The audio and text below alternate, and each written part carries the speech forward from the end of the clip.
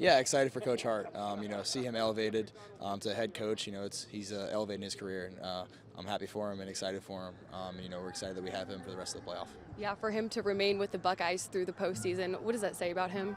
Yeah, I think we expected it just because he's someone who played here, has a lot of pride here, graduated here. We expected it out of him, and we're excited to have him. Looking back at the Michigan game, just how exciting is it to be the first quarterback at Ohio State since Justin Fields to lead Ohio State to a victory over the team up north? Yeah, it was awesome.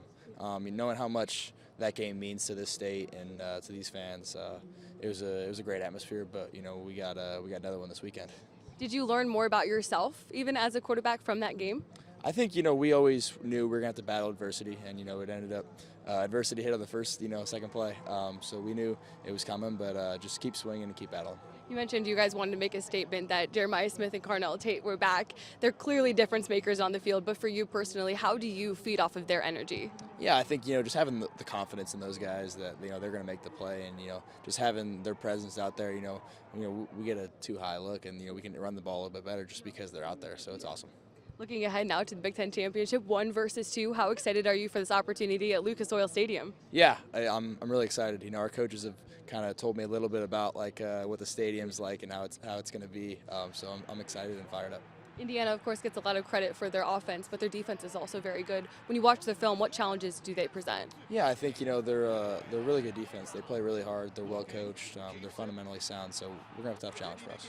Julian, as a quarterback, and it seems just as a person, when you speak with the media, you never get too high, you never get too low. You're very even-keeled, the California kid. Have you always been like that? Yeah, I think so. I mean, I'm from Southern California, suburb outside of San Diego, so just kind of been laid back, even-keeled. And you grew up, you played some basketball, but then you focused on football. Even back then, was there a moment that you let the emotion get to you in a game? No, I don't think so. And growing up, I think the time that could get under my skin, my brother could get under my skin. He's the one who could get under my skin. I haven't really had anybody else get under my skin, but he knows how to get under my skin. Did he get under your skin just as a brother or as a competitor? Yeah, as a competitor, as a brother, everything. If we were playing video games, he was getting under my skin. It was anything.